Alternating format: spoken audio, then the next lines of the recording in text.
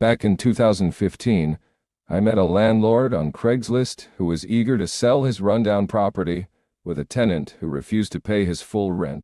It was going to be my first venture into real estate, and I was excited about the opportunity. However, things took an unexpected turn during our initial meeting. The man I met was a short, stocky old white man in his late 50s or early 60s. As we discussed the property, he suggested we finalize the deal at his house where I was introduced to his wife. That's when I sensed something was off. His wife, with a peculiar mannerism, proceeded to give me an uncomfortably long and intimate grasp on waist hug. It felt like an eternity, and I couldn't help but feel uneasy. To make things stranger, the landlord was casually sitting in the kitchen enjoying his food and acting as if nothing unusual was happening. His wife continued the odd embrace, almost as if we were long-lost lovers, all while asking me questions as if everything was perfectly normal. The whole situation was surreal, and I couldn't shake off the feeling that something was amiss. Adding to the peculiarity of the encounter, their adopted son, who appeared to be around 17-19 years old at the time, was casually sitting on the couch, engrossed in watching TV. It was clear to me that this behavior was not in line with typical American culture, as I've been here since I was 16. In the United States, it's not customary for a married woman to hug a stranger hip to hip for an extended period as if it's a normal occurrence. Little did I know, this bizarre meeting was just the beginning of the strange events that would unfold in the course of this real estate transaction. To explain how I found myself in this strange situation, let me start from the beginning. I was relocated to a seemingly forgotten town in Illinois to work for a construction equipment manufacturing company as an engineer. Some of you might know the company, as it's an American icon, but I'll keep the town name anonymous to remain discreet. The plan was to work there for a year before having the opportunity to move to a location of my choice. It was one of those positions where you had to gain experience to advance within the company. At that time, I was just 24 years old, armed with an advanced engineering degree. I had migrated to the United States from Nigeria during my high school years, seeking new opportunities. When I say the town was dying, I mean it in every sense. Many areas were struggling, with the majority of people being Black, Hispanic, and some white residents. The richer neighborhoods were predominantly white, and the property taxes were ridiculously high. The stark contrast between the haves and the have-nots was evident, with the poorer areas grappling with crime issues. It was a challenging environment to navigate, but my focus was on gaining the experience I needed to progress in my career. Little did I know that my journey would take an unexpected turn when I decided to explore real estate in this peculiar town, leading me to that strange encounter with the landlord and his family. As I mentioned earlier, the town was on a decline, and property prices were incredibly low. Since I didn't have much else to do, besides working and counting down the 1-year mark for relocation, I developed an interest in real estate. Despite my relatively poor investment acumen at the time, I believed I could make a smart move in this market. The idea was to purchase several low-cost properties, renovate them, and then rent them out.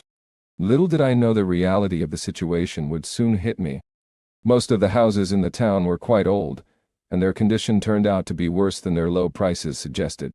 In my excitement, I didn't realize that the cost of fixing these houses often exceeded their actual value.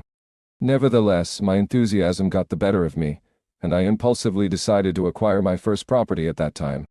Looking back, it remains the worst property I have ever acquired to date. The challenges I faced with that initial property purchase taught me valuable lessons about real estate, and it marked the beginning of a journey filled with unexpected twists and turns in this declining town. Little did I know that the strangeness I encountered during the acquisition of that first property was just a prelude to the even stranger events that awaited me. So, inspired by a real estate podcast called Bigger Pockets that I found on YouTube, I decided to dive deeper into the world of real estate. I took the real estate exam and passed it, not with the intention of becoming a real estate agent, but because I wanted to equip myself with comprehensive knowledge about the ins and outs of real estate.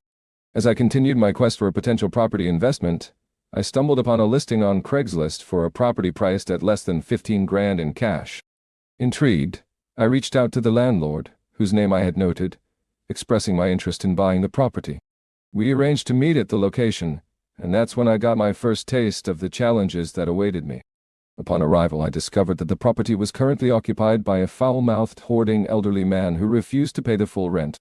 Naive to the complexities of evicting someone in Illinois, and completely unaware of the additional challenges, such as a massive tree growing dangerously close to the house, and the daunting task of cleaning up a roach and rat-infested dwelling, I decided to purchase the house. Excitement over landing my first property overshadowed the reality of what I had unwittingly gotten myself into. Little did I know, this decision would mark the beginning of a series of unforeseen and peculiar events in my real estate journey. The dynamic between the landlord and the tenant was far from amicable. The 70-year-old tenant, feeling entitled, believed he should pay whatever he wanted for the rent. He argued that the property had originally been occupied by one of his relatives who had moved to Florida, leaving him behind. He was covering the rent with his Social Security income. In hindsight, this should have been a glaring red flag, a sign to reconsider the whole venture.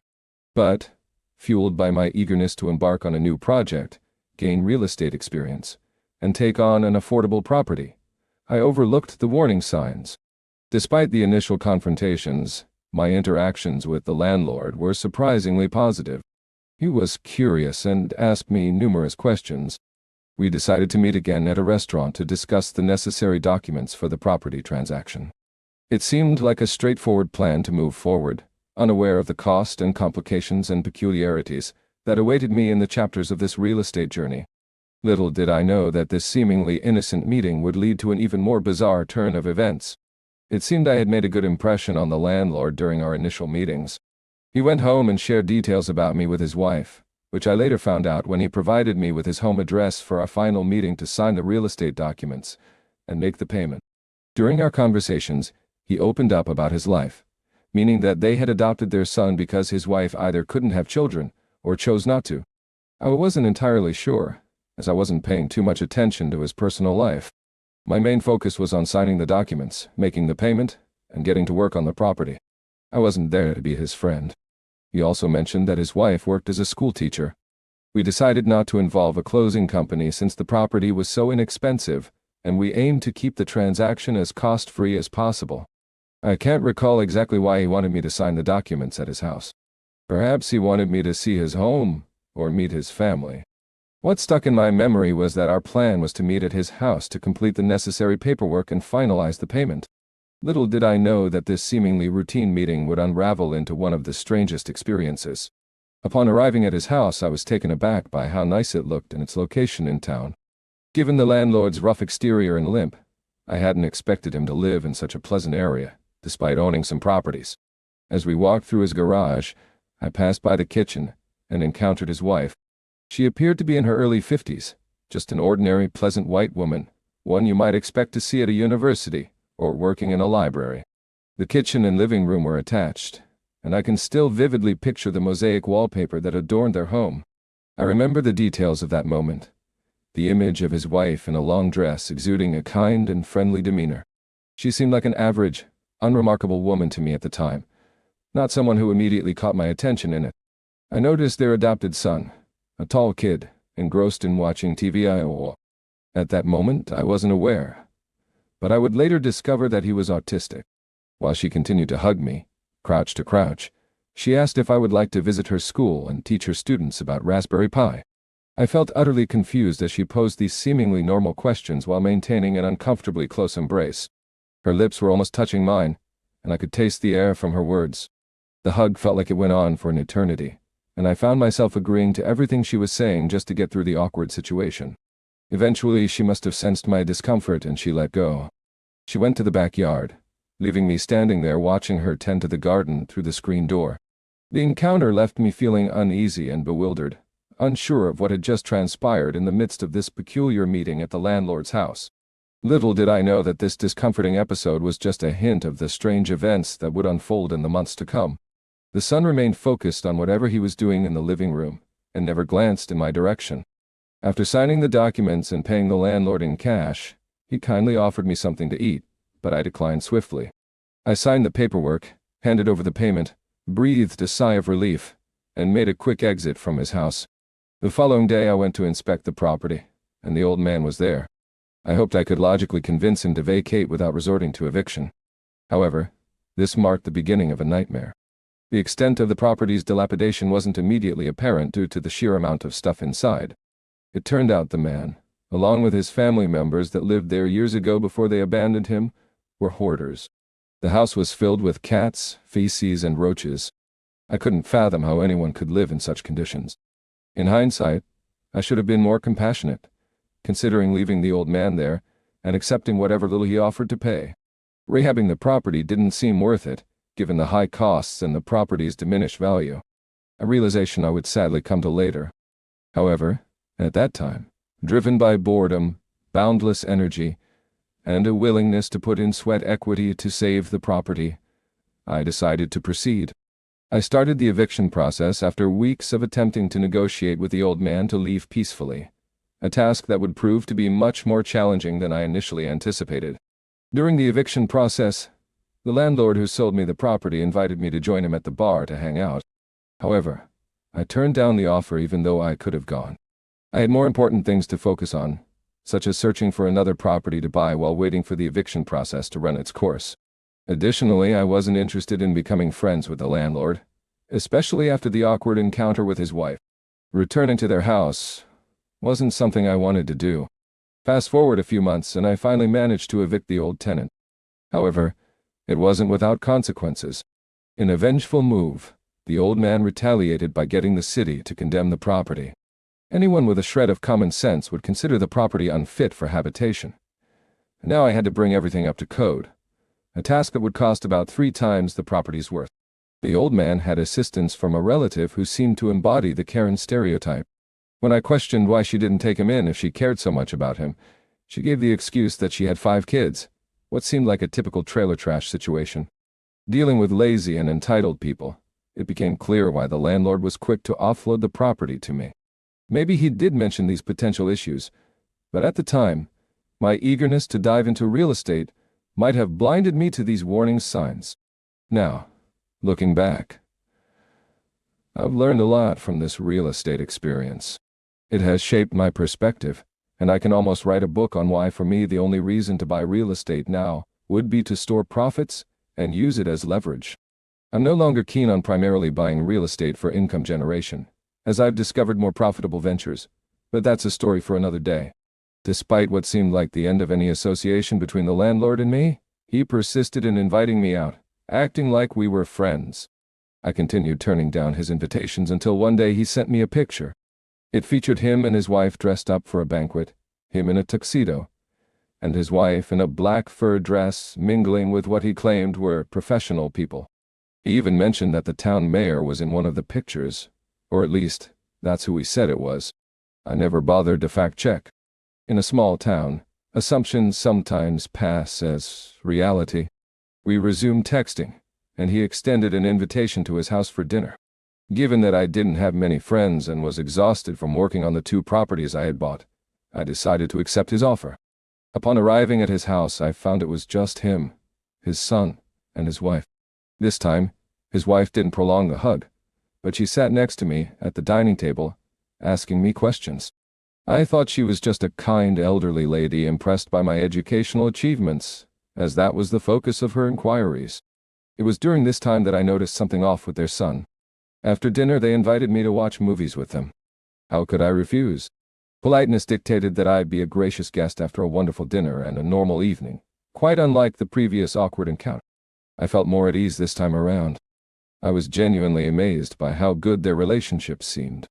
They acted like teenagers, engaging in playful competitions, like seeing who could finish their water first.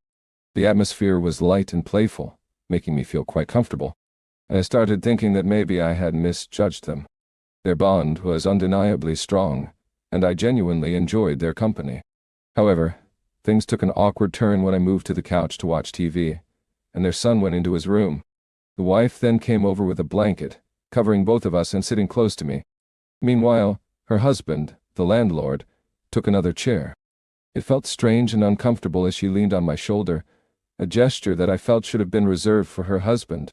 The situation became even more peculiar when they turned off the lights to watch the movie. Before long, she started touching me under the blanket, and I reciprocated. Glancing across, I noticed that her husband was now asleep. The whole scenario was becoming increasingly uncomfortable and confusing.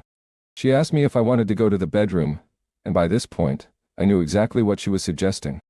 We ended up in the bedroom and had the most uncomfortable and awkward encounter with protection. I didn't enjoy it at all. My mind was racing with thoughts like, what if her husband shows up? Is he aware of what his wife is doing? I had so many questions during the act that I couldn't wait to get away from the situation. It all felt extremely strange and unsettling. Looking back, I wish someone had told me that they were in an open relationship or something similar. At least then I might have been able to relax a bit. However, at the time, I believed she was taking advantage of her husband, and I was clueless about concepts like open relationships or cuckolding. It wasn't until almost 3 years later in 2018 when I started using Reddit and came across it on lewd sites that I became familiar with these ideas. The experience with the landlord and his wife was bewildering, and it left me with a mix of discomfort and confusion. After that night, I made a decision not to pick up his calls or respond to his texts. I worried that he might find out about what happened with his wife and potentially plan something against me. Instead, I focused on my job and rehabbing the 2 properties I now own. In short, my real estate endeavor in that forsaken town turned out to be a flop. I didn't want to invest in more properties in that city because I began realizing that the city itself was in decline. No matter how much effort and investment I put into the properties, the returns wouldn't match the value. I didn't stress too much about it since my time there was coming to an end, and I was getting ready to move back to Texas. I was tired of the cold and the slow pace of that dying town, and I was eager for a change. I managed to complete the rehab on the 2 properties, but it came at a significant loss. Despite getting tenants, they later refused to pay rent. Eventually, I grew tired of dealing with these properties and decided to donate them. It allowed me to use the donation as a tax write-off. While I don't regret buying the properties, the experience taught me valuable skills in plumbing, wiring, contracting, and property management, even if only for a short period. Through this journey, I discovered there are easier ways to make money than fix and hold real estate. Now, happily married, I currently don't own any properties. I found that maintaining my day job and trading stocks during market correction cycles is a more stress-free way to live life. I never responded to the landlord's attempts to contact me again, but I often reflect on that experience. If only I had known they were in an open relationship or that he was a cuckold, perhaps I could have approached the situation with more understanding and relaxed and laid the pipe correctly on that kind lady.